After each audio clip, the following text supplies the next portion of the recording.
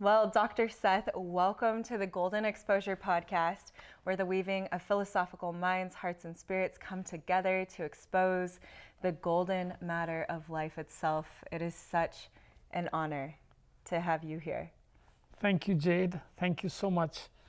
It has been an interesting week where I have connected with your great grandmother, and now I'm connecting with you. It's an interesting world. It's the interconnected web of life really proves itself this week for me. Let me begin with this prayer that my father always did on the Tuesdays when we prayed at home in India. Sarve bhavantu sukhina, sarve santu niramaya, sarve bhadrani pashyanti, ma kaschid dukh bhag bhavet. May all be happy, may all be healthy, may all be free from pain and suffering. Thank you. Yeah, so beautiful, and so important too, because we are so interconnected in this web of life. Yes, so true. Yeah, and that has become such a huge part of your path and your journey. Is bringing healing to the people in simple ways. And specifically through the power of turmeric. Well, so much so that for my birthday in 1999, I was given a turmeric bottle in my clinic. So I have years of medical practice experience, and in my clinic in 99, they gave me a bottle of turmeric because I used to talk turmeric all the time. I believe turmeric can be good for the health of the people.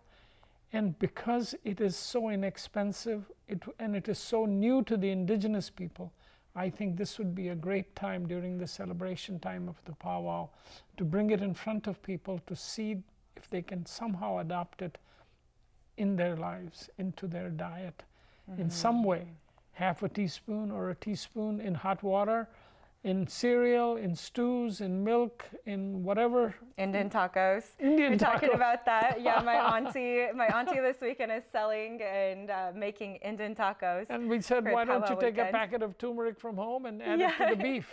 So I think they are adding it to the beef. I'm sure my mom will make that happen. Yes. So we need to get turmeric to the people for the health of their gut. For the health of their stomach, their small intestine, and their large intestine. The bacteria in the colon absolutely find turmeric to be impressively helpful in choosing out the best bacteria. The latest research shows that even though turmeric is not absorbed at all, and as a Western doctor, we always focus on bioavailability inside the bloodstream, turmeric is great for the microbiome of the gut. So that's how it improves gut health. So, which is equally as important, which is not talked about. It was not taught. The West totally missed it. Totally missed it. Eastern medical sciences, Ayurveda, always focused on the colon. And they didn't know anything about the microbes. They didn't have a microscope, but they somehow knew that the colon was important for health. Interesting. So, I mean, it's fascinating what all I learned over the years, but forgot all about it till 1997, which is the story of how I first reheard about turmeric. My mom, I asked her, how come I didn't know about turmeric all these years? Says, you forgot, son. I used to give it to you in milk every day when you were a kid. She used to whisk a spoon of milk, turmeric into milk, and I had that for breakfast, and I forgot completely about it in my Western exposure to Western medical science and Western lifestyle. Once I moved to the US, I never had turmeric till 1997 when a turmeric patent for wound care was lost to India. But somebody in the USA, some physicians in the USA patented turmeric. Patented turmeric for wound healing. Wound health. Okay. And these were Indian doctors who knew about turmeric because we use it in India all the time for wounds. And they patented it. Well, the Indian government fought it, and the US Patent Office acknowledged the fact that turmeric has been used for wound healing in India for centuries. They had scientific literature, printed literature from hundreds of years ago that turmeric was used for that. And with that ancestral knowledge, they could not patent it in the US. Okay. That story made it into the India newspaper, sort of like our blog, sort of like our podcast here. It was focused on the Indian community, and I had a life subscription to that. Right. Yeah, life subscription. I love that. Well, it was $50, and I ordered it years ago, and they kept sending it to me. India Abroad had an article on this patent, and I said, whoa. And I dealt with diabetic wounds all the time as an infection doctor, and I didn't have a tool as simple as that. Yeah. So since '97, I've been using it in my medical practice, often in the office setting, which is why the turmeric gift to me in '99. Yeah. So I used to use it for my office patients, just applying the turmeric powder on a gauze, covering the wound with Curlex, not with any plastic dressing, and changing the dressing every 3 to 6 days. And just turmeric. Just turmeric not powder. Not creating a paste, anything? No paste, no nothing. Just a dry powder applied to the wound. And you know, I have, since I got the iPhone very late in my life, I have photographs now of wounds that have healed that we can provide to you to share from my blog, Ask Dr. Vinod at blogspot.com. Anyway, we'll put that in the thing, but yeah, we'll put that in the show notes. Show notes, so you can see the photographs of the wound healing. It is really amazing. You showed me before we started recording. We talked about the stages of wound healing, and so as we all know, when we first get a wound, the first thing is to stop the bleeding. Well, there are compounds to help with that, but the body has systems to stop bleeding. Once the coagulation occurs, inflammation starts. And then the purpose of the inflammation is to get cells to come and help locally with their products and their compounds, stop any early infections, fight any bacteria that have entered the wound, but also to provide the infrastructure for the platelets to come in to stop the bleeding. And once that is done, we have different cells that come in over the next few days that help with the collagen formation, the infrastructure for fibroblasts that come in, the myofibroblasts that form from the fibroblasts. And this change occurs in the proliferative phase, is what it's called. Okay. So the first phase is the coagulation phase, the hemostasis, stop the bleeding. Then there is the proliferative phase, which is about 2 weeks long, where most of the real work of healing occurs. As these cells come in, they lay out the chemicals that bring in the cells to make collagen, the collagen matrix, and basically set the structure for the wound. The next phase is the remodeling phase. So as these phases occur, healing of the wound occurs, but the healing can stop for multiple reasons. And in the diabetic, one of the reasons is infection. The other reason is low blood flow. Other reason is continued pressure, because the person cannot offload their foot, because it's often on the foot where the ulcer is. Right. So offloading cannot occur, and with that continued pressure, the healing is retarded.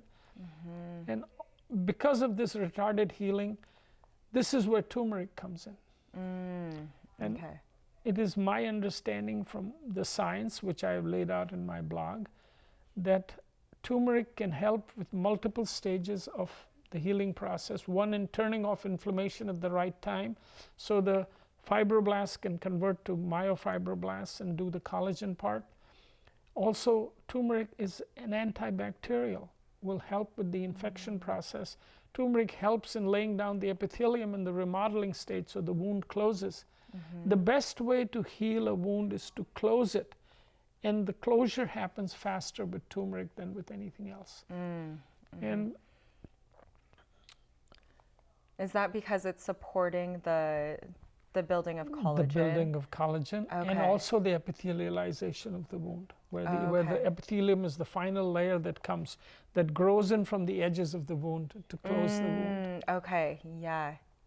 So turmeric for health, turmeric for beauty. Let's talk about turmeric for beauty. Yeah, we've talked about the serious stuff. Collagen, yes, all the serious stuff. Which is having to do with the healing process, and collagen and the healing process are also having to do with beauty. Beauty. Yeah, so, that's true. So in Ayurveda, the medical science of India, for the skin, turmeric is considered to be really special. So the soon-to-be bride actually gets a turmeric scrub and pack on her face and maybe other parts of her body for up to a month. But these days, often it's part of the wedding ceremony. If you look at any Indian wedding movies, they have that turmeric ceremony as part of the wedding, because it's so colorful. Everybody's in yellow. All the clothes get yellow. Oh, anyway. That sounds so fun. Yeah, my wife had it. My wife had it for a week before her wedding. So this was 50 years ago almost. Okay. So turmeric for beauty is steeped in turmeric. Is very commonly used in the West now, and easy to make. I think there are many formulas online, but the one we use at home is turmeric, coconut oil, and a little flour, chickpea flour. And you make a pack and you apply that to the face, and it makes you yellow. You leave it on for about 30 minutes, and then you wash it, and you're in good shape. And in a few days, your skin is glowing. Actually, if you do it once, you'll be amazed how much of a difference it makes in the skin. Yeah. And because it's a good exfoliant and also antibacterial, your skin generally becomes much healthier. So turmeric is not only just for diabetic wounds, it's also for beauty, for gut health. And I can imagine if we could get the school children in the indigenous community to have turmeric tea in hot water. I mean, it should be part of every cafeteria that is every wellness center in the community that exists now. So, seeing through the lens of turmeric. Yeah. How do we use turmeric to help the diabetics from getting wounds?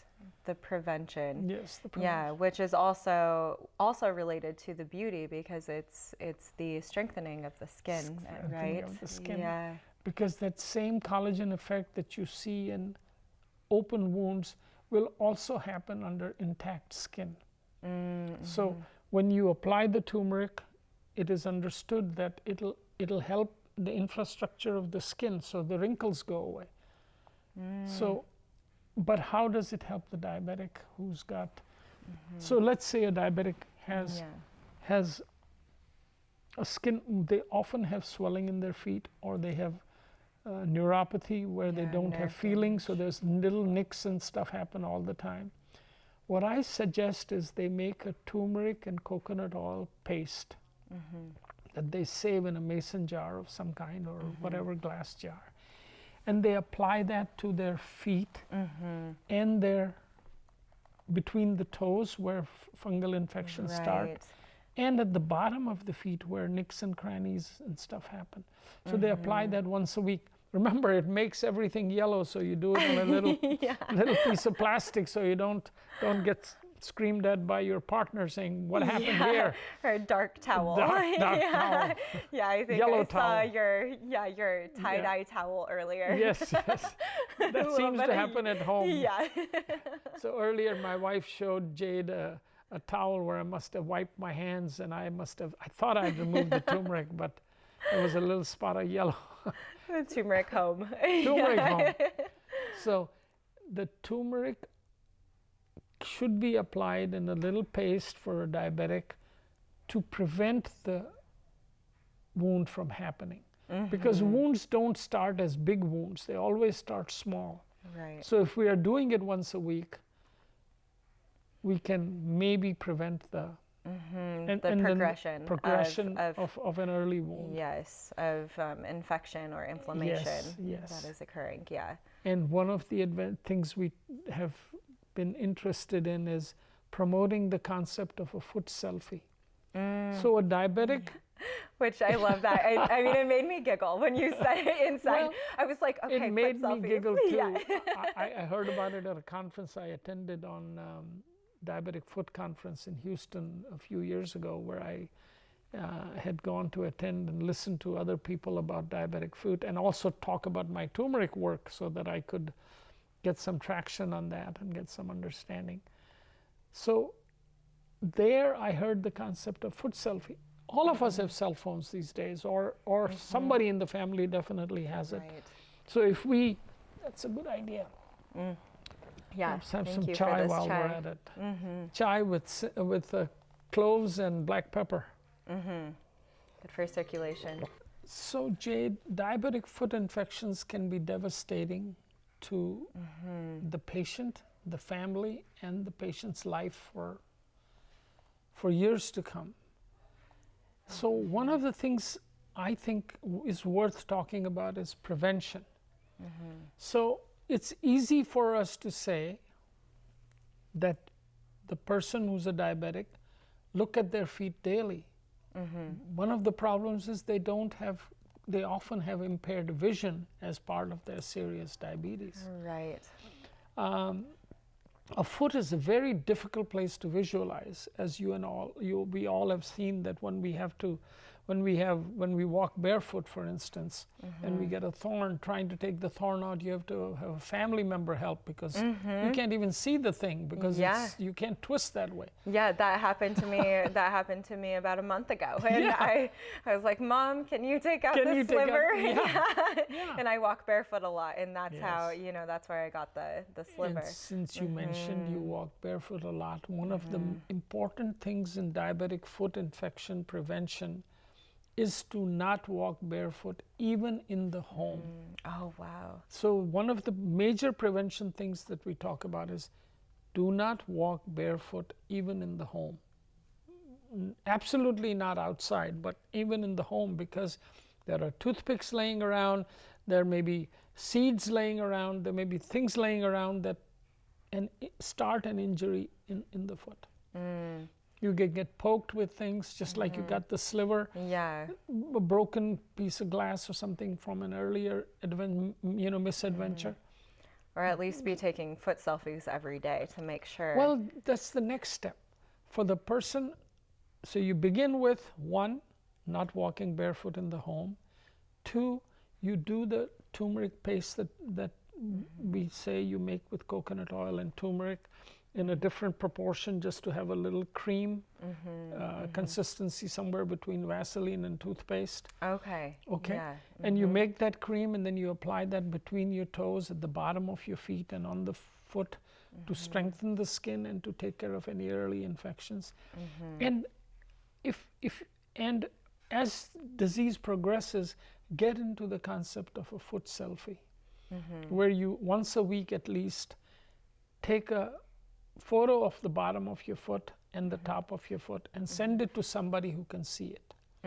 So whether it's a family member, whether it is your nurse practitioner or your caregiver, they may get overloaded with a photo every week, so you may send only the problem photo to them. Okay. And while we're talking about physicians, it is very important for what we call the socks off campaign. When you go to the physician's office, there is often a tendency to not remove socks when the patient is there. The reason is that it seems to be an effort for the patient to take it off, and the physician doesn't bend down, or the nurse doesn't bend down to get it off. So the socks off campaign is important, because looking at the feet, feeling the feet, checking out between the toes is critical to preventing diabetic foot infections. Because early infections, there is nothing quite like turmeric to heal it. You pack turmeric into the wound of an early little place you got, you're out of trouble before you know it. So preventing, so the weekly turmeric scrub and the foot selfie. Okay, yes. It's the socks off when you go to the doctor's office, and have a family member look at your feet, which is a lot to ask, because feet are not something we regard highly. We don't regard them highly till we find out how much we need them. Right. Yeah, and I think that can't walk on my hands. Yeah, no, and I think that there's probably a rise in appreciation for our feet, as there's this rise in diabetes, actually. Yes. And when we take care of our feet, we're really taking care of our whole being. Yes. And when you have less nerve function, When you have less blood flow, all of which happens in diabetes, feet are especially vulnerable because they're so far away. Plus, they're often dependent in the sense that you're walking on them. They take so much of our weight. They do, all of our weight. Yes. Yeah. Yes, Yeah. they take so much of our weight. Yeah. While we're talking weight, weight loss is one of the most difficult things. And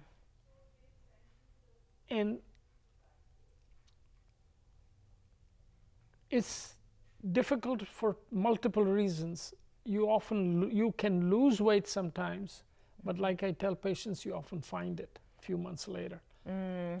So you're like, oh, there you are again. You're back again. You lose weight, and then you got it again a few months later. It's because it doesn't take much to gain weight. And weight gain is genetic, and colon health probably has more to do with weight gain than anything else. We don't know the exact mechanisms yet as to how to alter that. But one of the simplest things that I recommend to people is take turmeric. It's one of the most widely used spices in India. And India is the most populous country in the world. And they must be doing something right. There's turmeric root right there if you want to. Oh, right there. Yeah. Oh, perfect. Yeah. This is great. I brought that as a... Amazing. That's so funny because I was you thinking. Can rattle it and see how hard it is. Yeah. Yeah. It's so It'll make beautiful. our hands yellow, so we don't want to handle it. Yeah. But it's as hard as a rock. Amazing. This is a turmeric root. So basically, it's a root of a plant that looks very much like ginger. So you peel it off and dry it. Yeah, it's like ginger, ginseng. And then you grind it. Okay. And how do you grind your turmeric? We buy it ground. Okay. It's just so hard. I need a special machinery. I do have something to grind wheat, but I think I'd be doing it for hours to get. Yeah, that's why I was asking. I'm like, I don't think you use a coffee grinder for that. I don't think it would do it. Yeah. I don't think it would do it. Probably break the coffee grinder. If you boil it. Okay. And so then you chop it. There's a liquid you can make. And in Japan, that's how they do it. Turmeric is used in Korea in drinks, in Japan as a tea, in Indonesia, in India. I mean, it's widely used for health. For general public health, see, the health of the people is impacted by something that is done widely, that is inexpensive, simple, and it may not have a major drastic medical effect that Western medical science always wants in its medical products. The immediate gratification. It's over time. Like the new Ozempic and all these injections that have come out that for now seem to be very much in vogue. But we want something that can be done by a vast number of people, impact them over their lifetime, that they can continue forever. Yeah, the sustainability. And I think that is how we operate the best on this planet too, is this bigger vision and the sustainability of such. And it reminds me of how we were talking about wound healing earlier, and how it takes an entire year for the final process. Yeah, for the final process.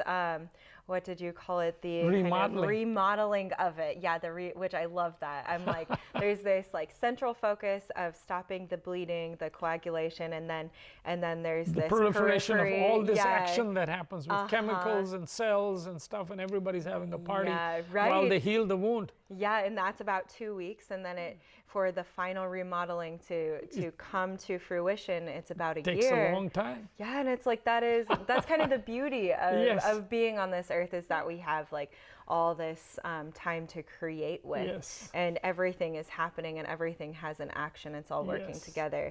But for sustainability to actually occur, we have to honor the process. Of it. To honor the process, and we have to use something simple. There are heart transplants, there are liver transplants, there are kidney transplants, big things that can be offered to the world. But simple things are where we need to start, so we can cover the vast majority of people and provide them something they can use for life. I think the story of infants being given turmeric rice as their first food at 4 to 6 months. That just blew my mind away when I first read that. With it, Start them early. I started my grandson on that early. And coconut water. Electrolytes God knows what else is in there. It's just so much fun to have my grandchild see my love for turmeric, and he got to try turmeric very early before he could say no. Before he can say no, so go through that no phase. We have the elementary school at United Tribes, for instance, in Bismarck, and why not introduce the children to that?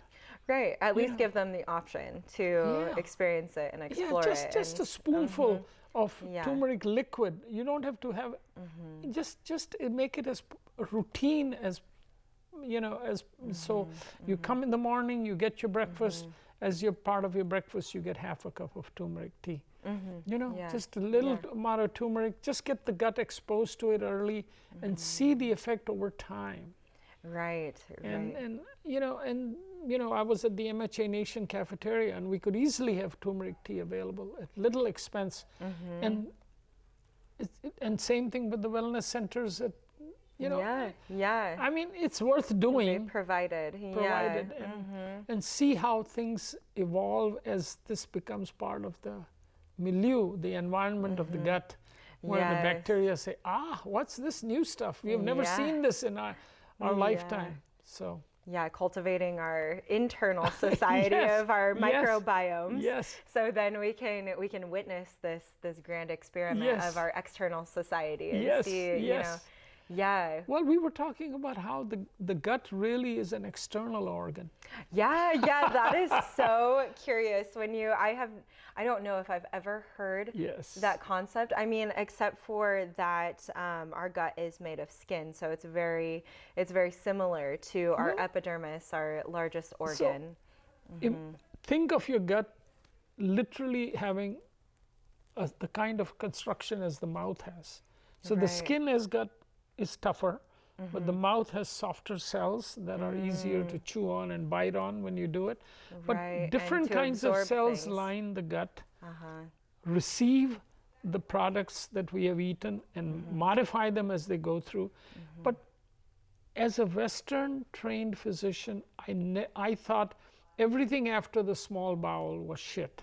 Honestly, we were never taught to understand that compound, that colon, was actually an important organ. We only knew it made vitamin K because Western science understood that. But we didn't realize that all these inflammation compounds. So when we talk about turmeric and helps inflammation, it's not because it gets into the bloodstream. It reduces the production of inflammation compounds from bacteria in the gut. So, while also bringing down the level of bacteria in a balanced way. Well, altering the bacteria. Feeding the good bacteria. Altering the so then the inflammation causing bacteria don't thrive. And that is how turmeric works, not by getting absorbed with black pepper or something else or using curcumin. I totally am against use of curcumin. There have been liver toxicity related to curcumin in Italy that has been proven. And so I have never been a fan of curcumin. I think it's best used as turmeric. The whole compound, which has multiple other turmeric, curcumin is only 5% of turmeric. So what is the other 95%? There are multiple other curcuminoids, they call them. And they could all be different. They could all, as an herbalist, you know that kind of stuff. It's better to have the concentrated and whole product. Form. So it can really work its magic. And we're always looking for a magic bullet in Western science to commercialize the product so we can sell it higher. Turmeric, $3-4 a pound, can last you a few months at a time and change your for gut health. By the way, it also is very helpful for heartburn and stuff. So Yeah, because of the stomach acidity stomach and, gets the and first shifting the microbiome of that. Yeah. I think everything changed. Everything is changed by the colon. Which is so fascinating. I love that there's this concept of forgetting so we can remember again. Oh, I see. And it's like, and so then you're going back to your roots, your Ayurvedic roots, you know, your Indian roots. Yes. That are, Yes. and it's this. Oh, we're on a roll. We are on a roll. You're going to edit some of this and make it pretty, huh? Yeah. Yes. Yeah. It'll be pretty. Yeah. Yes. Yeah. I'll finish this thought and then go pause. Going back to my roots. Yeah. Back to your roots, and it's incredible to me how we have this this ancient wisdom and this ancient knowledge, where, like you said, they've always in Ayurveda the colon has been highlighted. And now there's more science coming out, and more people from the Western medical side of things are seeing this and accepting this. I mean, it's pretty split right now, I would say. But there are a lot of people like you who, you grew up in India, steeped yourself in Western med, and then now you're combining the two and really coming back to your roots in a wholesome way. Yes. Which means you get to bring your personal medicine to the world, your blueprint to the world in that way. Thank you. My mother used to say, and I'm honoring my mother in this regard, is because she used to always tell me, Vinod, you seem to know things. Why don't you share it with people if it can help them? Yeah. She used to always ask me, there's no point hiding what you have learned and known. Share it with people and do good in the world. Yeah, so, we're all building blocks for each other. Yeah, and my mother used to say that to me all the time. Wise woman. She was. I used to laugh. I wrote a blog about cod liver oil. It's in my blog, you'll see it. My mama made me drink cod liver oil. Oof. And I said, how did this lady who finished only 8th grade in school knew cod liver oil was good for my heart, was good for my brain? It's a phenomenal product when taken in the right amount. And she knew about it, and I used to hold my nose, and I used to get this was before they made it so with lemon flavor. Yeah, nowadays it's modified, but I had the old Danish cod liver oil with the black liquid. Oh, jeez. So I wrote the blog about it because I was attending an advanced cardiac life support conference as part of my work as a physician. I need to be ACLS certified, and they were talking about how heart rhythms irregularities occur causing cardiac arrest. And I said, why don't they teach people that if they have adequate levels of omega-3 fatty acids, that they'll have less cardiac irritability? And that's where I switched to how did my mom know that cod liver oil was high in this? Like, so you'll see it in my blog. Besides a spoonful of day keeps the doctor away, which is from 2006. My blog on ACLS blog on my mama made me drink cod liver oil is probably around the same time, from 10, 15, 20 years ago. All these realizations. Well, because we spend so much effort and time on bringing the person whose heart has stopped back, right? Instead of giving them the omega-3 fatty acids. Anyway, we can go on and on. There's so much to learn in this field of herbalism, and how the earth is really providing all of this for us. It has provided it all. We just can be brainwashed into doing all kinds of wrong stuff. So our goal today is to share with you turmeric for wounds, turmeric for beauty, turmeric for gut health, and turmeric for health of the people. Yes. And that was our goal today, and hopefully we were able to do some of that. And I'm more than happy to guide anybody who has a turmeric wound. If you go to my blog, it has my email address in there, and I'm happy to handhold physicians, non-physicians, patients with turmeric wounds, with wounds, and using turmeric for wound healing. I love that. And since I've been blessed so much, we don't really make a business out of it. Yes. Yeah. Yeah, so I love that you are offering that to the people, and you see the bigger vision and the interconnectedness of everything, and offering to hold the hand of people as they adventure into the exploration of turmeric for wound healing and for beauty. And also too, for beauty, I think I'd leave it to you since I'm kind of past the beauty stage. But I don't know, you and your wife, you have this glow about you. You can tell it comes from the inside. That's my coconut oil every morning. Yes, yeah. My dad used to do it. I do it too. I love that. Yeah, and see, we learn from our learn elders. at the kitchen table. Yeah. And sometimes we have to step away from that to come back to that. Yeah. Talking about elders, I wanted to point out that we used to go to the Water is Life protests in Standing Rock, and we used to take Indian food in bulk. But all I know is I never was left standing, and I was the first in line to be served. I was taken up. I always waited my turn, but as an elder, with respect, I was always treated, and it was a love.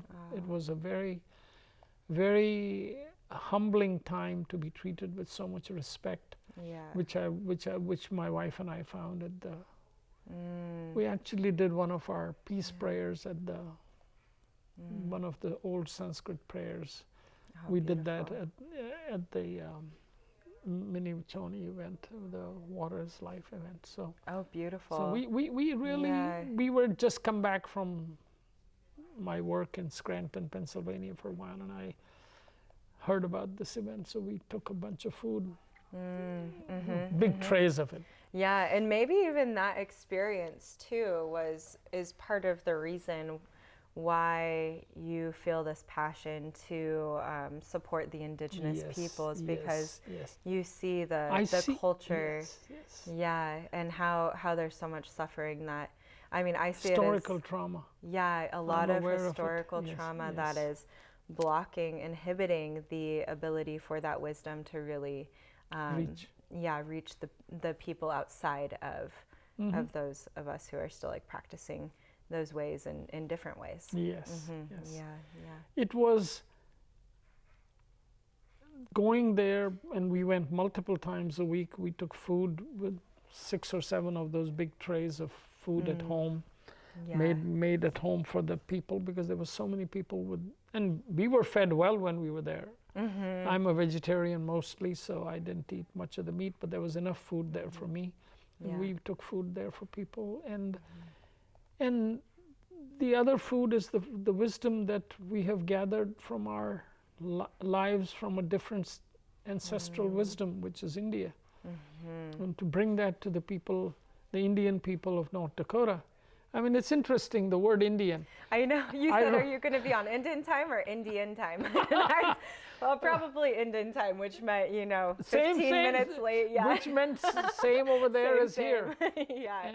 And, when we have events here in Bismarck, I ask people, is it American Standard Time or Indian Standard Time? Because we tend to be somewhere in between. So we have an Indian community here, and when we have events, I ask them, I said, just let me know when people have come, so I don't come an hour before. Yeah.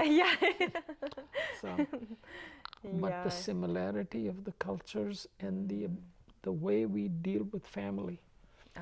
We have no word cousin for it's all brother and sister.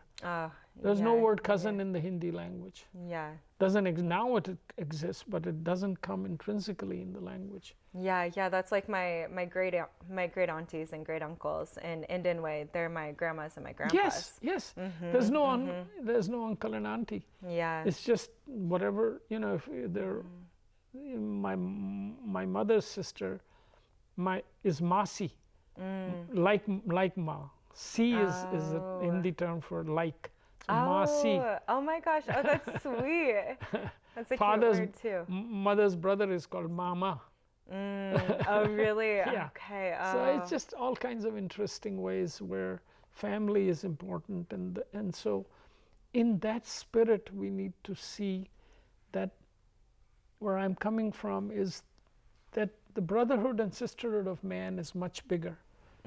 And I think I may have always been that way, but my daughter's illness and her death 12 years ago also changed us. Yeah. You know, because we realize how much the support of the people and some of the native people that were friends of ours in Bismarck that helped us through this time. Our local India community, our Indian friends in Bismarck, everybody, and the Bismarck, other Bismarck Americans also came to our help, and that extended family is what sustained us.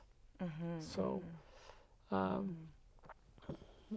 you know, so she was a medical student when she got sick, and so, but you know, you learn from all of that. You learn the value of family and community, and so you make family when you're 7,000 miles away from home. You make family, and so we knew your great grandmother well. So you did. So you make family wherever you go, and then you have fun. Right. Yes. Oh, thank you so much for being here. I'm so grateful. I am so happy that we can take some of this message to the people and improve their health in some way, and then help some of the diabetics that are suffering so much from diabetic foot wounds, and we can prevent them and treat them, and whatever else that is allowed by the Creator, we're happy to do. Yep. You know, 77 years on this planet, maybe a few more years are there to help people. Yeah, I love that. I am so grateful for your devotion to this planet. Well, it's thanks to my lovely wife who always has encouraged me, and she was one of the leaders in the fight against soda pop and stuff in the schools. They used to give about $10 a student for having the ability to serve drinks in the school district. Oh, wow. And they do that worldwide. It's not just unique here. Yeah. Coca-Cola paid its own $10, Pepsi-Cola paid its own $10, so they could sell that. And we were able to stop that with the help of, it's always a teamwork, you know, and we were able to stop that. And unfortunately, when we got busy with my daughter's illness in 2016 or 18, it all came back. So the schools have machines again. And you know, it's a short-term view. You know, you get paid a few bucks and you let the machines into, whether it's United Tribes or whatever. There's always these machines that serve the drinks, and it serves as a advertisement for people. And you know, on a last minute, you just go to take it, and you get 10 spoons of sugar in your system, and need some short-term energy, but with long-term repercussions. Well, actually, it's even short-term tiredness, because what happens is you shoot, when you talk about sugar a little bit, and my understanding of it. I'd be curious. So this is how, what I have learned over the years is drinking sugary drinks. Remember, sugar is 100% absorbed in the stomach. It never goes even beyond the stomach. Okay, So the liquid sugar is sugar in its most absorbable form. It's liquid, and it's ready to slurp straight into the, so just like a hummingbird and nectar. Yes. That's what I'm imagining. And we make the stupid sugary nectar for them too. But they're flapping their wings continuously, so they burn it off. We are just drinking that and sitting and eating. But let's not worry about sitting and eating. What sugar does is the following. When that liquid sugar goes into your stomach and quickly goes into the system, it shoots the insulin up. Which is, insulin is secreted on a prediction nomogram. What I mean by that is the body says, okay, sugar is coming at this rate and screaming up. So insulin, which is just a little bit behind, it keeps going based on what the sugar was here, and it's all absorbed, and the sugar's gone, and the insulin's there. So what does the residual insulin do? Makes you hungry. So not only did you get the sugar calories, you get hungrier in the meal, because you have just had overshooting of insulin, because insulin is, the body is expecting sugar to keep going up. So it doesn't want that to happen, so it shoots insulin up a little, overshoots a little insulin. And the sneaky thing that happens is liquid sugar calories bypass our satisfaction center. we have a thing called the satiety center, which tells us we're full. Okay, yeah. Liquid calories bypass the appetite center. Wow. So water is absorbed and peed off. The sugar goes in too fast and not seen by the brain. Oh my gosh. So let's say you. Sure. So when they sell you that drink with your meal at your favorite fast food restaurant or slow food restaurant, what you find is that liquid sugar calories stack on top of the meal. If you had had ice cream instead, okay, you would have eaten less. Wow. Because the ice cream goes in slower. It comes with milk and fat with it. So the body says, oh, that was pretty good. I'm full. You know, I've done that where I've gone and had a pint of pistachio ice cream, split it with my wife, and not had dinner. Oh yeah. Because you're have full. all your fats. But if I had but if I had done the same calories with liquid sugar, I'd be twice as hungry. So wow. Yeah. Which is the single biggest reason our world is the way it has become. Not just the native world, all over the world. Egypt is #1 in Coca-Cola consumption, #1 in obesity. Pakistan is right behind them. Wow. People will not have a meal there without a Coca-Cola on the side. Who can afford it? Yeah. Yeah. So because you get addicted to it well, too. It's just and it's just also a social norm. And the kids start whining early. Right. So yeah.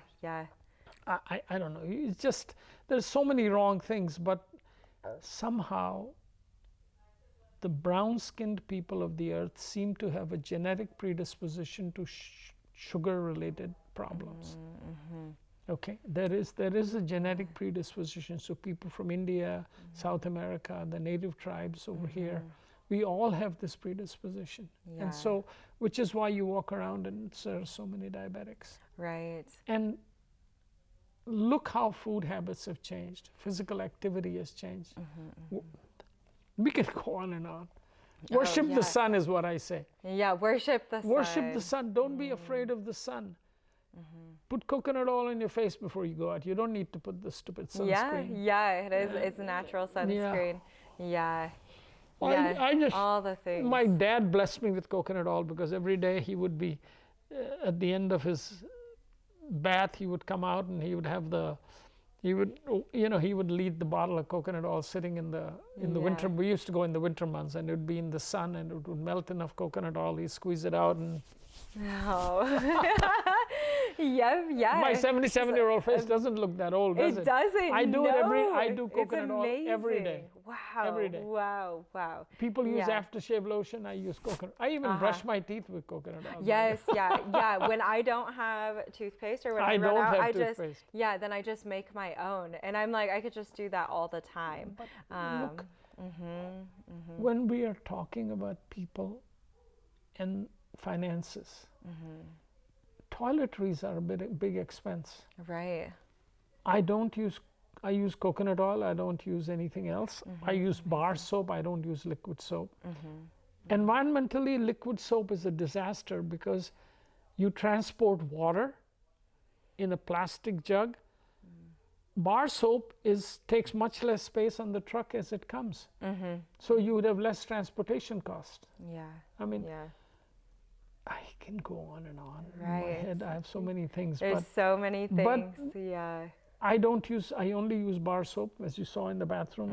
There was a bar soap there. There was liquid soap there to cater to people who were that. But and to my wife, who listens to me, but she has to have her way too. Yeah. Well, I mean, that's how you live together. Yeah.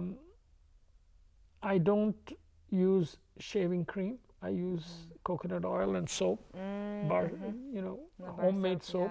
My son-in-law makes the loveliest soap. Oh, that's incredible. Yeah, to have a good soap source is very important. And so that soap is made by him. And that one. So toiletry expense. Why use toothpaste? You can buy a jug of coconut oil that'll last you a year for all your cream and all your toothpaste and all your foot care. You can go to Big Lots or store of your choice and buy organic or non-organic. Coconut is organic to begin with. Why spend money on organic coconut oil? I mean, coconut is not something that is farmed. I'm like, this day and age, I feel like you have to be, sometimes you have to look for the organic. I do get organic. Yeah, yeah. I'm like, there is, you never know. Yeah. Between those who cannot afford it, between not using coconut oil and using organic, I'd say just take the regular coconut oil. Right. Simply because coconut oil as a product is not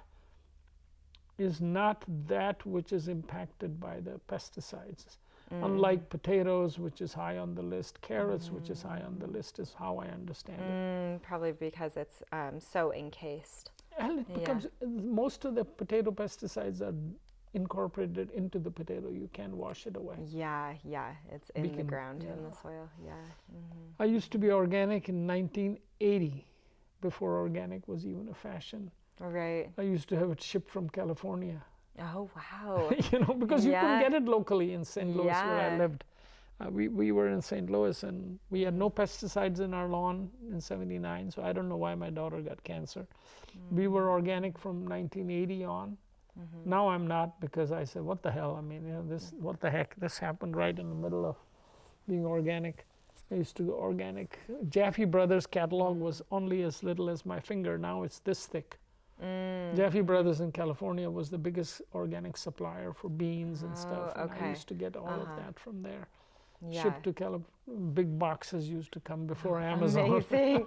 That's awesome. But I was a physician. I could afford it. For those who cannot afford it, I'd rather they use the natural product as best as you can. And if it's not organic, it's okay. Right. That's beautiful. So coconut oil goes on my, well, you have to be, you have to look at all categories of people. And but bar soap lasts longer, cheaper. No antibacterial soap. Right. No toothpaste. Right. And my wife uses toothpaste. I use coconut oil. Yeah, I use a very certain type of toothpaste. Oh, yes, my kids do but too. But I do like making, or just using coconut oil. I use coconut oil. In my bathroom. I have a big jar and I just use it for everything. But turmeric, coconut oil, and smile. And smiles, yeah. Yes. Heart radiance. I think we forget to smile. It's the best way to improve our mood. I follow Thich Nhat Hanh, the Vietnamese monk, and his Plum Village podcast. And he says, even if you're upset, smile. Damn it. He says, smile first. Smile and then see what happens. It's like, and then address. Smile. The brain changes with smiling. Right, and then you can see more clearly too. You have a higher level of discernment because you're seeing through the eyes of this joy and the eyes of this love. So then you can see where the problem really is because there's great contrast in that. Well, it's just been a journey, and learning to smile through everything is. There's times to not. No, so one of my quotes for my daughter was, "Happy is the only way to be," and the story of that quote is interesting. Along the path to share more of what we know to help people, probably was influenced by the illness of our firstborn, which began about 19 years ago today.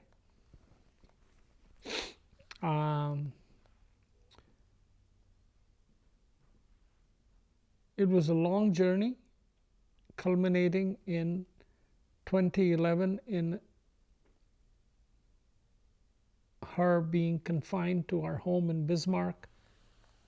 And this is where you see the quote that was on her plaque at Sonali Garden, which says, "Happy is the only way to be." The story goes like this. in her state of confinement to bed. She was limited to bed because she could not get up out of bed because of neurologic problems. And so Mom used to sleep with her, and once morning hours came, I knew she would get up early, and I would run down to her bedroom downstairs and see how she was doing. On the day that this transpired, I went down to see her, and she was in her bed, not able to move mostly, but smiling away. and I found it, I was just so taken by her beautiful smile. And I said, "So Sonali, what are you smiling about?" She says, "Dad, happy is the only way to be." And she said it clearly enough, and probably some of the last words, because just a few weeks later, she lost her voice and ability to swallow. So happy is the only way to be is on her plaque at Sonali Garden in Bismarck, and on the pergola that we planted there in 2012, 12 years ago. Anyway, thank you.